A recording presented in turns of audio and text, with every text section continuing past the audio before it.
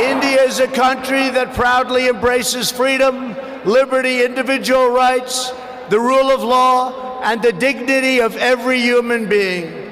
Your nation has always been admired around the earth as the place where millions upon millions of Hindus and Muslims and Sikhs and Jains, Buddhists, Christians, and Jews worship side by side in harmony, where you speak more than 100 languages and come from more than 24 states, yet you have always stood strong as one great Indian nation.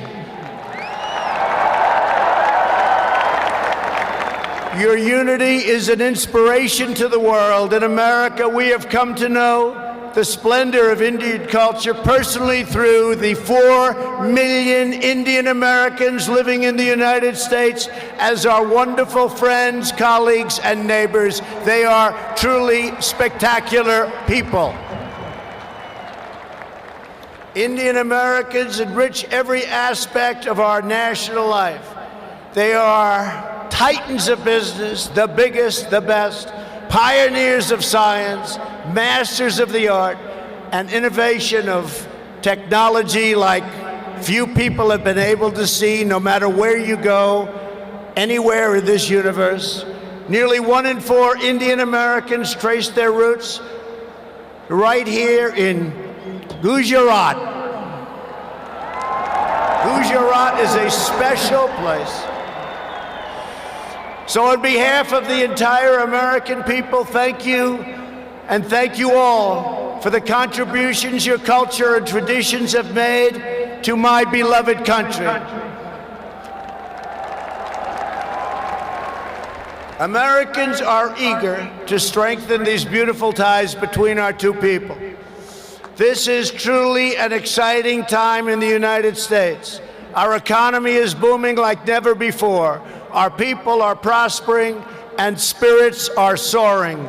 There is tremendous love, tremendous we like and we love everybody.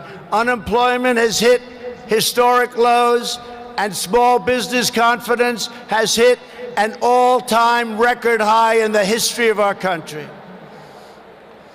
Our military has been completely rebuilt. It is now stronger than ever before, and we are quickly revitalizing our alliances and friendships all around the world. We have spent $2.5 trillion on rebuilding our military. It's the most powerful military anywhere in the world by far.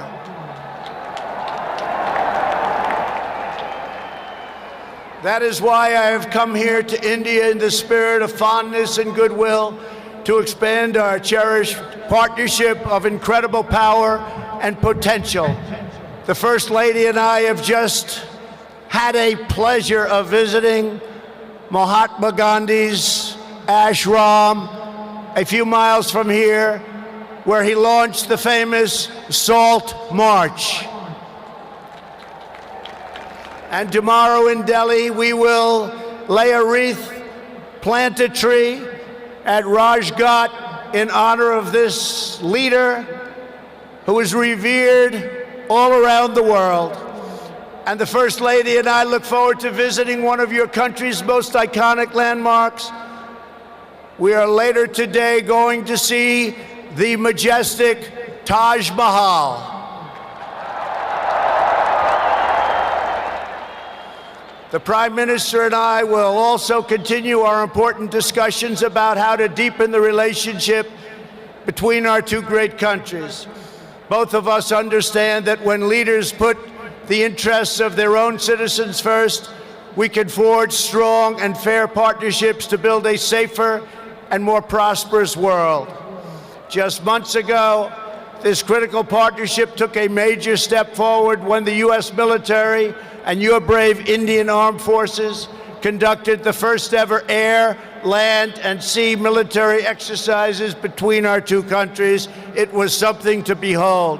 We called it Tiger Triumph. As we continue to build our defense cooperation, the United States looks forward to providing India with some of the best and most feared military equipment on the planet. We make the greatest weapons ever made: airplanes, missiles, rockets, ships. We make the best, and we're dealing now with India. But this includes advanced air defense systems and armed and unarmed aerial vehicles. And I am pleased to announce that tomorrow our representatives will sign deals to sell over $3 billion in the absolute finest state-of-the-art military helicopters and other equipment to the Indian Armed Forces. I believe that the United States should be India's premier defense partner, and that's the way it's working out. Together, we will defend our sovereignty, security, and protect a free and open Indo-Pacific region for our children and for many, many generations to come. The United States and India are also firmly united in our ironclad resolve to defend our citizens from the threat of radical Islamic terrorism.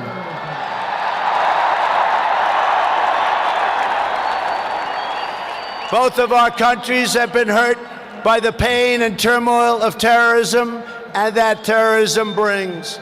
Under my administration, we unleashed the full power of the American military on bloodthirsty killers of ISIS in Iraq and in Syria. Today, the ISIS territorial caliphate has been 100% destroyed, and the monster known as al-Baghdadi, the founder and leader of ISIS, is dead.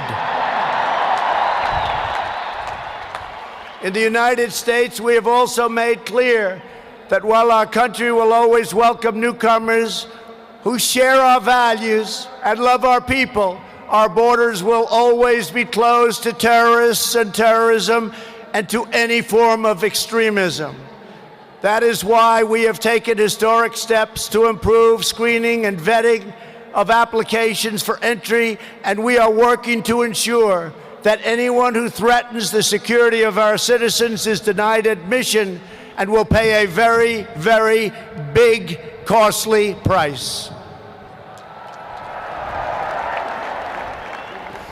Every nation has the right to secure and controlled borders.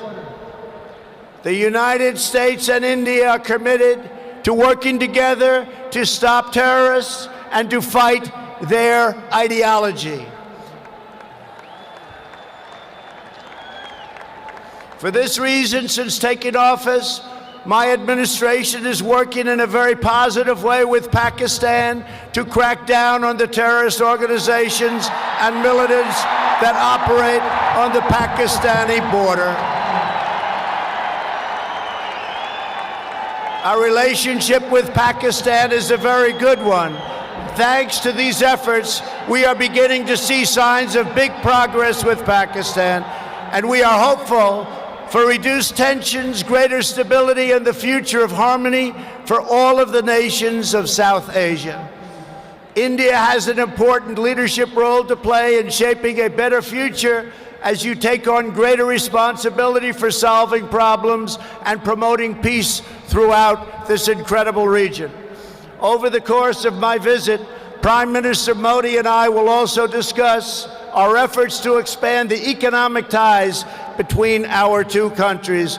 We will be making very, very major, among the biggest ever made, trade deals. We are in the early stages of discussion for an incredible trade agreement to reduce barriers of investment between the United States and India.